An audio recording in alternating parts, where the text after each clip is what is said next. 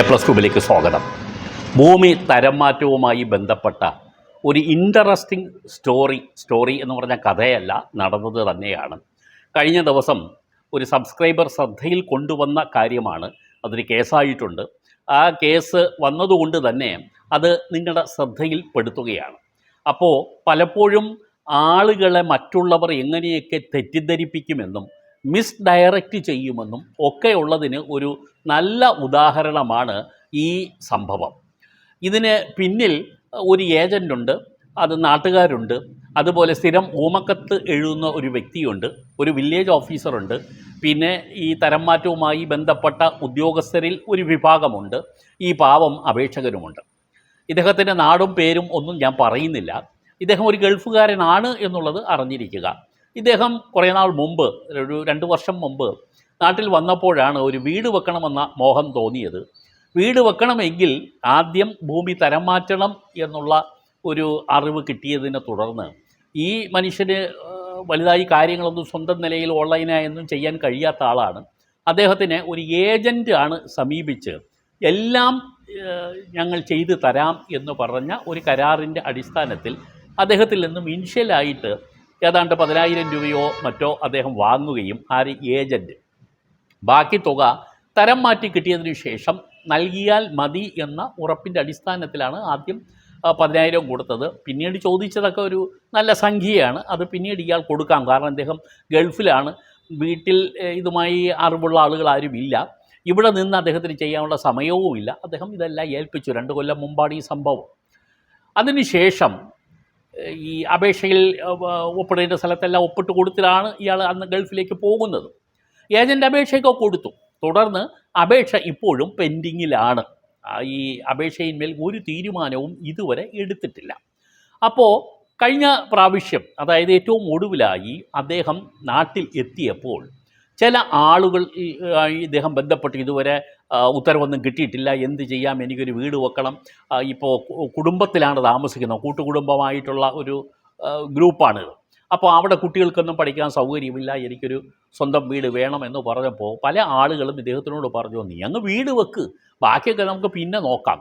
പിന്നീട് ഈ ഉത്തരവൊക്കെ കിട്ടിയതിന് ശേഷം ഈ വീട് നമുക്ക് അൺഓതറൈസ്ഡ് ബിൽഡിംഗ് ആണെങ്കിലും ഒക്കെ ഇത് പിന്നെ റെഗുലറൈസ് ചെയ്യാം, ഇപ്പോൾ ആരാണ് ചോദിക്കാൻ, നീ അങ്ങ് വീട് വെക്കെന്ന് പറഞ്ഞ് ഇയാൾ വീട് പണി തുടങ്ങുകയും ചെയ്തു. വീട് പണി തുടങ്ങുമ്പോൾ ഇദ്ദേഹത്തിന് പെർമിറ്റ് വേണമല്ലോ. ഇദ്ദേഹത്തിന് പെർമിറ്റ് എടുക്കാൻ പോയാൽ പെർമിറ്റ് കിട്ടൂല. എന്താ കാര്യം? ഇദ്ദേഹത്തിൻ്റെ പ്രമാണത്തിൽ കിടക്കുന്നത് ഇത് നെൽവയൽ എന്നാണ്, കൃഷിഭൂമി എന്നുള്ളതാണ് പ്രമാണത്തിൽ എഴുതിയിരിക്കുന്നത്. കരം ഒടുക്കിയതും അങ്ങനെ തന്നെയാണ്. അപ്പോൾ ഇങ്ങനെ ആണെങ്കിൽ ആദ്യം ഭൂമി തരം മാറ്റിയാൽ മാത്രമേ അവിടെ നിന്ന് സാങ്ഷൻ കിട്ടുകയുള്ളൂ. അപ്പോൾ അങ്ങനെ ആയതുകൊണ്ട് തന്നെ ഇദ്ദേഹം നേരെ ഈ അപേക്ഷ കൊടുക്കുകയാണ് അന്ന് ചെയ്തത്. ഇപ്പോഴും പെർമിറ്റിന് പോയാൽ കിട്ടില്ല എന്നുള്ളത് കൊണ്ടും നാട്ടുകാരെന്ന് അദ്ദേഹത്തിൻ്റെ അടുപ്പക്കാരിലായ ചില ആളുകൾ വീട് വെക്കാൻ പ്രോത്സാഹിപ്പിച്ചത് കൊണ്ടും ഒരു രേഖയുമില്ലാതെ ഈ പാവ മനുഷ്യൻ അങ്ങോട്ട് വീട് വയ്ക്കാൻ തുടങ്ങി. വീട് വെച്ചപ്പോൾ സ്വാഭാവികമായും നമ്മുടെ നാട്ടിലെ ആളുകളല്ലേ, അവരിൽ പലരും നല്ലവരൊന്നും അല്ലെന്ന് നമുക്കെല്ലാം അറിയാം.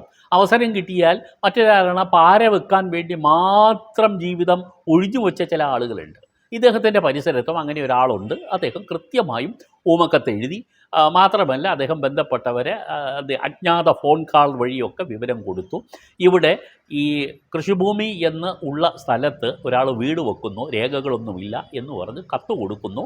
വില്ലേജ് ഓഫീസർ സ്ഥലപരിശോധനയ്ക്ക് എത്തുന്നു. വില്ലേജ് ഓഫീസർ കാണുമ്പോൾ വീട് വെച്ചിരിക്കുന്നു. വില്ലേജ് ഓഫീസർ സ്റ്റോപ്പ് മെമ്മോ എന്നുള്ളതല്ല, വില്ലേജ് ഓഫീസർ കൊടുത്തിരിക്കുന്ന നോട്ടീസിനകത്ത് പറഞ്ഞിരിക്കുന്നത്, നിങ്ങൾ ഈ വീട് പൊളിച്ച്, ഇതുവരെ വീട് പണി പൂർത്തിയായില്ല കേട്ടോ, കുറേയൊക്കെ പണി ആരംഭിച്ചിട്ടുള്ളൂ, നിങ്ങൾ ഇത് കംപ്ലീറ്റ് പൊളിച്ചു മാറ്റി പൂർവ്വസ്ഥിതിയിലാക്കി തരണം, ഈ ഭൂമി പൂർവ്വസ്ഥിതിയിലാക്കണമെന്ന് പറഞ്ഞാണ് നോട്ടീസ് കൊടുത്തത്. ഇതിനെ തുടർന്നാണ് അദ്ദേഹം എന്നെ വിളിക്കുന്നത്.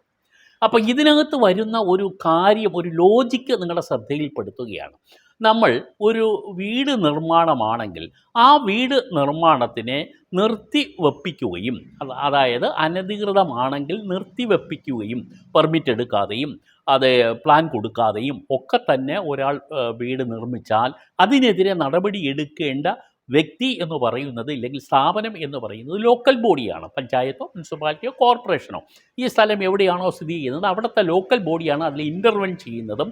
അവരാണ് കെട്ടിട പണി തുടരുകയാണെങ്കിൽ അത് നിർത്തിവെപ്പിക്കാൻ സ്റ്റോപ്പ് മെമ്മോ കൊടുക്കും. അനധികൃതമാണെങ്കിൽ അത് പൊളിച്ചു നിർത്താൻ ആദ്യത്തെ പ്രൊവിഷണൽ ഓർഡർ കൊടുക്കും. അതിൽ നിന്നും എക്സ്പ്ലനേഷനോ മറ്റോ ഒന്നും കിട്ടാതെ വന്നാൽ ആ PO പ്രൊവിഷണൽ ഓർഡർ കൺഫേം ചെയ്തുകൊണ്ട് ഈ കൺഫർമേഷൻ ഓർഡർ കൊടുക്കും. ഇതാണ് സ്വാഭാവികമായിട്ടും സംഭവിക്കുന്നത്. ഇവിടെ വില്ലേജ് ഓഫീസർ ഇടപെട്ടത് എന്തിനാണെന്ന് പറഞ്ഞാൽ ഇത് യഥാർത്ഥത്തിൽ കൃഷിഭൂമിയാണല്ലോ എന്നുള്ളത് കൊണ്ടാണ് അദ്ദേഹം കൃഷിഭൂമിയുടെ ഈ നെൽവയൽ തണ്ണീർത്തട സംരക്ഷണ നിയമത്തിൻ്റെ അടിസ്ഥാനത്തിൽ അദ്ദേഹം ഈ വെച്ച കെട്ടിടം പൊളിച്ച് നീക്കി പൂർവ്വസ്ഥിതിയിലാക്കാൻ അദ്ദേഹം നോട്ടീസ് കൊടുത്തിരിക്കുന്നു. ഇവിടെ വരുന്ന ഒരു പ്രധാനപ്പെട്ട ഒരു നിയമപരമായ ഒരു വീഴ്ച എന്ന് പറയുന്നത് വില്ലേജ് ഓഫീസറുടേതാണ്. അദ്ദേഹത്തിന് ഇങ്ങനെ കൊടുക്കാൻ ഒരു അധികാരവും അദ്ദേഹത്തിന് ഇതിനെ സംബന്ധിച്ച് അദ്ദേഹത്തിന് ഇപ്പോൾ ഈ ഭൂമിയുടെ കാര്യത്തിൽ അദ്ദേഹത്തിന് കൊടുത്തിരിക്കുന്നത് നിയമത്തിന് വിരുദ്ധമായ നോട്ടീസാണ്. അത് എങ്ങനെ എന്ന് പറഞ്ഞാൽ ഈ ഭൂമി നിലവിൽ കൃഷിഭൂമിയേ അല്ല. ഇദ്ദേഹം വാങ്ങുന്നതിനും വർഷങ്ങൾക്ക് മുമ്പേ ഇത് കൃഷിഭൂമിയല്ല. നമ്മുടെ നാട്ടിൽ അങ്ങനെ വർഷങ്ങൾക്ക് മുമ്പേ തന്നെ കൃഷി ഇല്ലാതായതും പിന്നെ പുരയിടമായതുമായ ഭൂമിയാണ് കൂടുതലും ഡേറ്റാ ബാങ്കിൽ വന്നിട്ടുള്ളത്.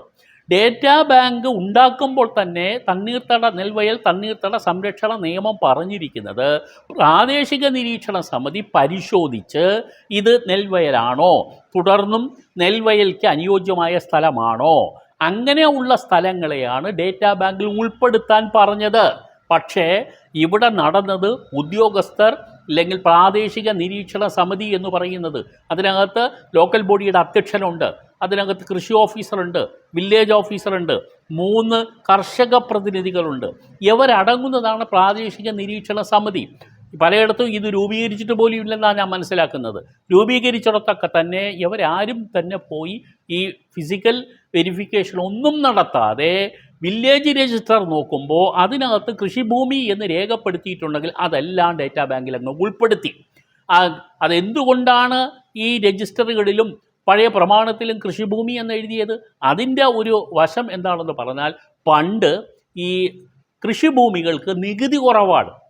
അപ്പോൾ പണ്ടത്തെ ആളുകൾ നികുതി കുറവ് കിട്ടുമല്ലോ എന്ന് കരുതിയിട്ടാണ് അവർ അന്നത്തെ കൈമാറ്റ രേഖകളിലെല്ലാം ഇത് കൃഷിഭൂമി എന്ന് എഴുതി വെച്ചത്. പിന്നീട് വർഷങ്ങൾക്ക് ശേഷം ഇത് പുലിവാലാകുമോ എന്നൊന്നും അന്നത്തെ മനുഷ്യർക്ക് അറിയാൻ പാടില്ലല്ലോ. വരുംകാലം നമ്മുടെ നാട് എങ്ങോട്ടാണ് പോകുന്നതെന്ന് അന്ന് അവരൊന്നും ഒരു നിഗമനം നടത്തിയിരുന്നില്ല. അതുകൊണ്ട് അവരെന്ത് ചെയ്തു? അന്ന് ഈ നികുതി കുറയ്ക്കാൻ വേണ്ടി ഇതിനെയൊക്കെ കൃഷിഭൂമി എന്ന പ്രമാണത്തിൽ എഴുതി വെച്ചു. ഇവിടെയും ആ പ്രമാണത്തിൻ്റെ അടിസ്ഥാനത്തിൽ ആയിരിക്കും അവിടെ register BTR basic tax register എന്ന് പറഞ്ഞ ഒരെണ്ണം റവന്യൂ ഡിപ്പാർട്ട്മെൻറ്റിലുണ്ട്. അവരതെടുത്ത് നോക്കി എവിടെയൊക്കെ കൃഷിഭൂമി എന്ന് എഴുതിയിരിക്കുന്നു അതെല്ലാം ഡേറ്റാ ബാങ്കിൽ കയറ്റി. അപ്പോൾ ഈ ആളുകൾ ചെയ്യാത്ത കുറ്റത്തിനാണ് ഉദ്യോഗസ്ഥർ ഇവരെ ശിക്ഷിച്ചത്. ഈ പ്രാദേശിക നിരീക്ഷണ സമിതി ശരിയായ പരിശോധന നടത്താതെ ഉൾപ്പെടുത്തിയത് കൊണ്ടാണ്. ഇവിടെയും ഈ പാവത്തിന് അതാ പറ്റിയത്. അയാളുടെ കൃഷിയുമില്ല, അവിടെ കൃഷിഭൂമിയേ ഇല്ല, ചുറ്റുവട്ടത്തെ വലിയ വീടുകളുണ്ട്, ഇവിടെ വലിയ മരങ്ങളെല്ലാം നിൽക്കുന്നുണ്ട്. ഇയാൾ അപേക്ഷ കൊടുത്തിട്ട് പക്ഷേ അപേക്ഷ തീർപ്പാക്കാൻ 2 വർഷം ആയിട്ടും ഇതുവരെ അവർ ചെയ്യുന്നില്ല, ബന്ധപ്പെട്ട അധികൃതർ ചെയ്യുന്നില്ല. ആ സമയത്താണ് ഇയാൾ ഇത് കെട്ടിയത് ശരിയാണോ എന്ന് ചോദിച്ചാൽ ഞാൻ തെറ്റാണെന്ന് പറയും. കാരണം അതിന് ബന്ധപ്പെട്ട പ്രോപ്പർ പേപ്പേഴ്സ് എല്ലാം വാങ്ങിയിട്ട് പ്രത്യേകിച്ച് ലഭിക്കേണ്ട KMBR ഉൾപ്പെടെയുള്ള കാര്യങ്ങൾ അടിസ്ഥാനപ്പെടുത്തി നൽകുന്ന ബിൽഡിംഗ് പെർമിറ്റ് വാങ്ങാതെ ഈ നിർമ്മാണം നടത്തിയത് ഒട്ടും ശരിയല്ല. അത് ഒരു തെറ്റ്, ഈ അപേക്ഷകൻ കാണിച്ച തെറ്റ്. രണ്ടാമത് കൃഷിഭൂമിയാണോ അല്ലയോ എന്നുള്ളത് തീർപ്പാക്കാൻ വേണ്ടി ഒരു അപേക്ഷ കൊടുത്തിരിക്കുന്നു. ആ അപേക്ഷ തീർപ്പാക്കാതെ ഇരിക്കുന്ന ഒരു സ്ഥാപനത്തിലെ ഉദ്യോഗസ്ഥരാണ് ഇത് കൊടുത്തിരിക്കുന്നത്. അപ്പോൾ യഥാർത്ഥത്തിൽ കൃഷിഭൂമിയാണെങ്കിൽ ഇത് കൊടുക്കണം. തണ്ണീർത്തട സംരക്ഷണ നിയമം വ്യക്തമായും പറയുന്നുണ്ട്, നെൽവയൽ തണ്ണീർത്തട സംരക്ഷണ നിയമത്തിൽ പറയുന്നുണ്ട്, ആരെങ്കിലും കൃഷിഭൂമിയിൽ മണ്ണിട്ട് നികത്തിയാൽ, നിലവിലിരിക്കുന്ന കൃഷിഭൂമിയിൽ ആ മണ്ണ് നീക്കം ചെയ്യേണ്ടതും അതിൻ്റെ ചെലവ് വഹിക്കേണ്ടതും ഈ നികത്തിയതാരാണോ അദ്ദേഹമാണെന്നും, ഇല്ലെങ്കിൽ അദ്ദേഹത്തിൽ നിന്നും RR പ്രകാരം അത് ഈടാക്കാനുള്ള സ്വന്തം നിലയിൽ റവന്യൂ വകുപ്പ് ആ മണ്ണ് നീക്കം ചെയ്തതിന് ശേഷം അതിനുണ്ടാകുന്ന ചെലവ് റവന്യൂ റിക്കവറി ആക്ട് പ്രകാരം ബന്ധപ്പെട്ട അപേക്ഷകരിൽ നിന്നും വാങ്ങാമെന്നും ആക്ടിൽ തന്നെ പറയുന്നുണ്ട്. അത് അങ്ങനെയാണെങ്കിൽ പ്രയോഗിക്കാം. പക്ഷേ ഇവിടെ യഥാർത്ഥത്തിൽ കൃഷിഭൂമിയാണോ? അല്ല, ഇത് ശരിക്കും പുരയിടമാണ്, തരിശായി കിടക്കുന്ന ഭൂമിയാണ്. ഇവിടെയാണ് ഇദ്ദേഹം ചെയ്തത്. അപ്പോൾ അപേക്ഷകൻ ചെയ്ത തെറ്റും ഈ വില്ലേജ് ഓഫീസർ ചെയ്ത തെറ്റും തെറ്റ് തന്നെയാണ്. നിയമപ്രകാരം രണ്ടുപേരും തെറ്റ് ചെയ്തിരിക്കുന്നു. അപ്പോൾ നമ്മൾ അറിയേണ്ട വിഷയം എന്ന് പറഞ്ഞാൽ ചുരുക്കത്തിൽ ഇത്രയേ ഉള്ളൂ. ഈ ഡേറ്റാ ബാങ്കിൽ തെറ്റായി ഉൾപ്പെടുത്തിയ ഭൂമി, അങ്ങനെ തെറ്റായി ഉൾപ്പെടുത്തിയതിൻ്റെ ഉത്തരവാദിത്തം പബ്ലിക്കിനല്ല. അപ്പോൾ ആ നിലയിൽ പബ്ലിക്കിനെ ബുദ്ധിമുട്ടിക്കുന്ന തരത്തിലുള്ള നോട്ടീസുകൾ കൊടുക്കുകയാണോ ചെയ്യേണ്ടിയിരുന്നതെന്ന് ബന്ധപ്പെട്ട ഉദ്യോഗസ്ഥർ ചിന്തിക്കണമായിരുന്നു. അവരുടെ ഭാഗത്ത് വന്ന പെൻഡിങ് അപേക്ഷകൾ അവിടെ ഇരിക്കുമ്പോൾ അയാളിത് ചെയ്തിട്ടുണ്ടെങ്കിൽ അയാൾ മണ്ണിട്ട് നികത്തിയതല്ല, അയാൾ വീട് വെക്കുകയാണ് ചെയ്തത്. അപ്പോൾ മണ്ണിട്ട് നികത്തൽ എന്ന് പറയുന്ന ഒരു കാര്യം അയാൾ അവിടെ ചെയ്തിട്ടില്ല. കൃഷിഭൂമി അല്ല, കൃഷിഭൂമി നികത്തി അയാൾ വേറൊരു കാര്യത്തിന് വേണ്ടി അയാൾ ഉപയോഗിച്ചിട്ടില്ല. അവിടെ നികത്തലേ നടന്നിട്ടില്ല. അങ്ങനെ വരുമ്പോൾ ആക്ട് ഇതിൽ കോൺട്രാവെൻ്റ് എന്ന് വേണമെങ്കിൽ നമുക്ക് വ്യക്തമായും ലീഗൽ ആസ്പെക്ട്സിൽ പറയാവുന്നതാണ്. അതാണ് സംഭവിച്ചത്.